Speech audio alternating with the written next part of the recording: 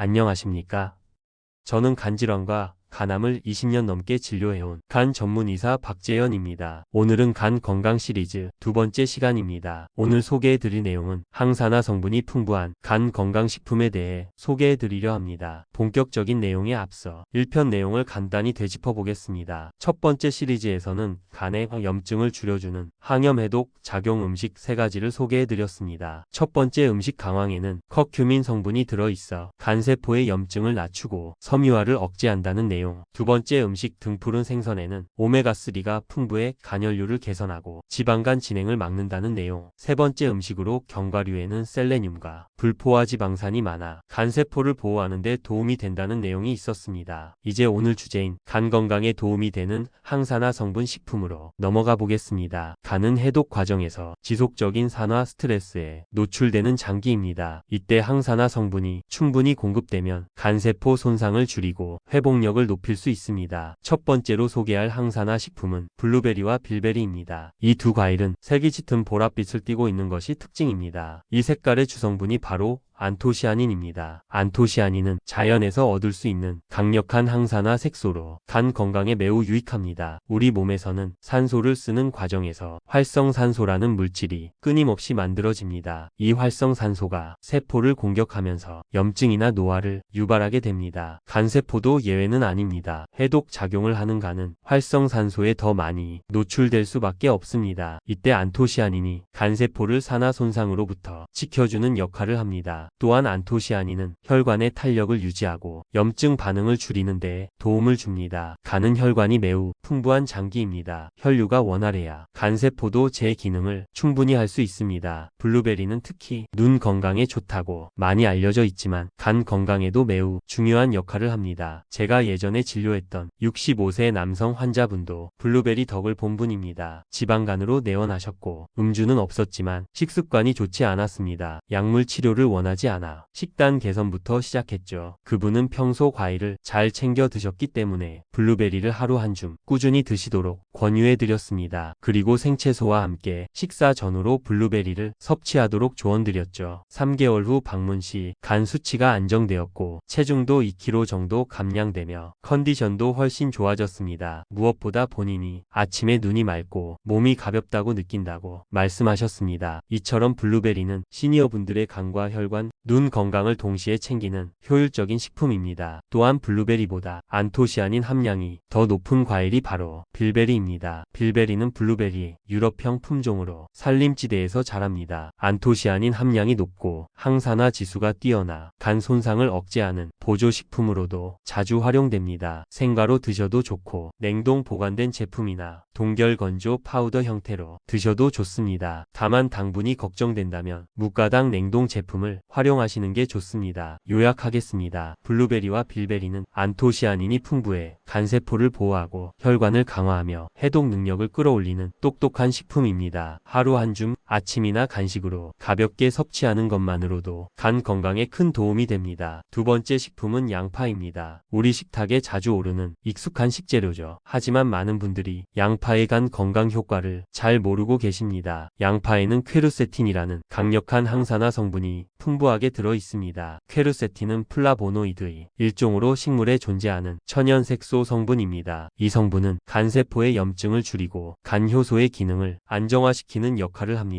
실제로 퀘르세틴은 간 수치를 낮추는 데 도움이 되는 것으로 연구 결과도 나오고 있습니다. 특히 지방간이나 비알코올성 간염 초기 단계에서 간 수치가 높게 나오는 환자분들에게 유의미한 개선 효과가 있습니다. 제가 기억하는 한 환자분은 70세 여성 어르신이셨습니다. 고지혈증 약을 오래 복용하셨고 정기검진에서 간 수치가 매번 기준치보다 조금씩 높게 나왔습니다. 복용 중인 약을 바꾸지 않고 식단을 먼저 조절해 보자고 의견을 모았습니다. 당시 그분은 양파를 좋아하지 않으셨는데 다진 양파를 익혀서 국이나 반찬에 섞는 방식으로 꾸준히 드시도록 권유드렸습니다. 특히 저녁 식사 때 익힌 양파를 포함한 채소 반찬을 꼭 챙기시고 가끔은 생양파도 소량 함께 드셨습니다. 3개월 후 재검사 시 간 수치가 뚜렷이 내려갔고 지방간 정도도 호전되는 소견이 확인됐습니다. 이후 본인도 식단의 변화를 체감하셨고 식사 후 속이 편해졌다고 말씀하셨습니다. 양파는 퀘르세틴 외에도 알리신, 크롬, 유황 화합물 같은 다양한 유익 성분이 있어 전반적인 혈액 정화와 간 해독에도 기여합니다. 또한 양파는 혈관 건강에도 좋습니다. 퀘르세틴은 혈관을 이완시키고 혈압을 안정시켜 간의 혈류 흐름에도 긍정적인 영향을 줍니다. 간은 혈류 공급이 매우 중요한 장기입니다. 혈액이 원활하게 흐르면 해독 기능도 좋아집니다. 양파는 생으로 먹으면 매운맛이 강해 부담스럽지만 가볍게 익히면 영양소 손실 없이 섭취할 수 있습니다. 볶음 요리나 국물 요리 등에 넣으면 부담 없이 드실 수 있습니다. 하루 권장 섭취량은 반 개에서 1개 정도입니다. 너무 과하게 드시기보단 꾸준히 매일 소량씩 섭취하는 것이 좋습니다. 요약하겠습니다. 양파에는 퀘르세틴이 풍부해 간 효소를 안정시키고 염증 반응을 줄이며 간 수치를 개선합니다. 혈관 건강도 함께 지켜 간의 혈류 흐름을 부드럽게 유지해 줍니다. 특별한 약 없이도 간 건강을 지킬 수 있는 현명한 식품입니다. 세 번째는 포도입니다. 포도는 달콤하고 부드러워 많은 분들이 좋아하는 과일입니다. 하지만 그 맛만큼이나 영양학적으로도 간 건강에 도움이 되는 중요한 성분이 있습니다. 바로 폴리페놀입니다. 포도에는 이 성분이 껍질과 씨에 특히 많이 들어 있습니다. 폴리페놀은 대표적인 항산화 물질로 간세포를 보호하고 염증 반응을 억제하는 효과가 있습니다. 간이 손상되면 산화 스트레스와 염증으로 기능이 서서히 떨어지게 됩니다. 이때 폴리페놀은 손상된 세포막을 안정시키고 간 효소 활동을 조절하며 면역 반응을 조절합니다. 또한 포도에 포함된 플라보노이드 성분은 지방산 대사를 도와 지방이 간에 축적되는 것을 줄여주는 역할도 합니다. 특히 붉은 포도에는 항산화 성분이 더 많이 들어있다고 알려져 있습니다. 레드와인으로도 알려진 레스베라트롤 역시 붉은 포도 껍질에 풍부하게 함유된 항산화 물질입니다. 이 성분은 간뿐 아니라 심장과 혈관 건강에도 광범위한 이점을 줍니다. 제가 진료했던 한 60대 남성 환자분은 경도 지방간 진단을 받고 간 수치가 꾸준히 높게 유지되고 있던 분이었습니다. 이분은 평소 포도를 좋아하셨지만 껍질과 씨는 모두 뱉고 드시고 계셨죠. 제가 껍질과 씨에 중요한 성분이 있다는 걸 설명드리고 작은 크기의 씨 있는 적포도를 통째로 씹어 드시도록 권했습니다. 포도 섭취를 일주일에 3회 정도 간식 대용으로 바꾸시고 다른 당류 섭취는 줄였습니다. 2달 후 다시 내원하셨을 때 간 수치가 눈에 띄게 낮아져 있었습니다. 환자분도 직접 포도 먹는 습관 하나로 수치가 이렇게 달라질 줄 몰랐다며 크게 놀라셨습니다. 포도는 식이섬유도 풍부해 장 건강에도 좋고 포만감도 주기 때문에 시니어 분들의 체중 조절에도 도움이 됩니다. 주의할 점은 당분입니다. 포도는 과당이 많기 때문에 당뇨가 있는 분이라면 한 번에 많은 양을 드시기보단 소량씩 나눠 드시는 것이 좋습니다. 껍질째 씨까지 함께 씹어 드시는 방식이 가장 이상적이며 가능하면 신선한 상태에서 섭취하는 것이 좋습니다. 주스나 건포도보다는 생과 형태로 드시기를 권장드립니다. 요약하겠습니다. 포도는 껍질과 씨에 폴리페놀과 레스베라트롤 같은 항산화 성분이 풍부하며 간세포 보호와 염증 억제, 지방 대사 조절에 도움을 줍니다. 단맛 때문에 과다 섭취는 주의해야 하며 적정량을 유지하면서 껍질째 드시는 것이 포도의 건강 효과를 가장 잘 누리는 방법입니다. 네 번째는 녹차입니다. 녹차는 동양에서 오랫동안 건강 음료로 사랑받아온 대표적인 차입니다. 특히 간 건강 측면에서 녹차의 효과는 많은 연구에서 꾸준히 주목받고 있습니다. 녹차에는 카테킨이라는 강력한 항산화 성분이 풍부하게 들어 있습니다. 카테킨은 간세포를 산화 스트레스로부터 지켜주는 역할을 합니다. 간은 해독을 담당하면서 지속적으로 독소에 노출됩니다. 그 과정에서 생기는 활성산소가 간세포를 손상시키는데요. 카테킨은 이런 활성산소를 중화시켜 손상을 막고 해독 효소의 활동을 도와주는 효과가 있습니다. 특히 식사 후 한 잔의 녹차는 간의 소화 부담을 덜어주고 중성지방 흡수를 줄여 지방간 예방에도 도움됩니다. 제가 만났던 60대 여성 환자분도 기름진 식사 후 속이 더부룩하고 간 수치도 계속 높아 고민이 많으셨습니다. 식단 조절과 함께 식사 후 따뜻한 녹차 한 잔을 습관처럼 드시도록 권유했죠. 2달 후 검사에서 간 수치가 눈에 띄게 안정됐고 식사 후 더부룩함도 거의 사라졌다고 하셨습니다. 단 주의할 점도 있습니다. 고용량 녹차 추출물을 보충제로 복용할 경우 오히려 간 독성을 유발할 수 있습니다. 하루 두세 잔 정도 차로 우려 마시는 방식이 가장 안전하고 효과적입니다. 다섯 번째는 토마토입니다. 토마토는 빨간 색깔이 눈에 띄는 대표 채소인데요. 이 붉은색의 주 성분이 바로 라이코펜입니다. 라이코펜은 강력한 항산화 작용을 통해 간세포의 염증을 억제하고 세포막을 보호합니다. 특히 지방간이 진행되면서 간세포가 산화되는 상황에서 라이코펜은 손상을 늦추고 간 기능 개선을 도와줍니다. 또한 토마토는 칼륨과 비타민C도 풍부해 간의 대사 작용과 혈관 기능에도 도움이 되는 식품입니다. 라이코펜은 익힐수록 체내 흡수율이 높아지기 때문에 생으로 드시는 것보다는 가열해서 조리하는 방식이 더 효과적입니다. 예를 들어 토마토를 볶거나 소스로 만들면 라이코펜이 기름과 만나 흡수가 더 잘 됩니다. 제가 진료했던 한 70대 남성은 토마토를 날로 먹기 부담스러워 그냥 피했던 분이었습니다. 하지만 토마토를 볶음 반찬이나 스프처럼 가볍게 조리해 드시도록 식단을 바꾼 후에는 섭취량이 늘었고 간 수치도 안정되는 좋은 결과가 있었습니다. 단, 케첩처럼 당분과 나트륨이 많이 들어간 가공 토마토 제품은 오히려 간에 부담이 될 수 있어 주의가 필요합니다. 요약하겠습니다. 녹차는 카테킨을 통해 간세포 보호와 해독 효소 활성화에 도움이 되며 토마토의 라이코펜은 산화 손상을 줄이고 간 기능을 개선하는 데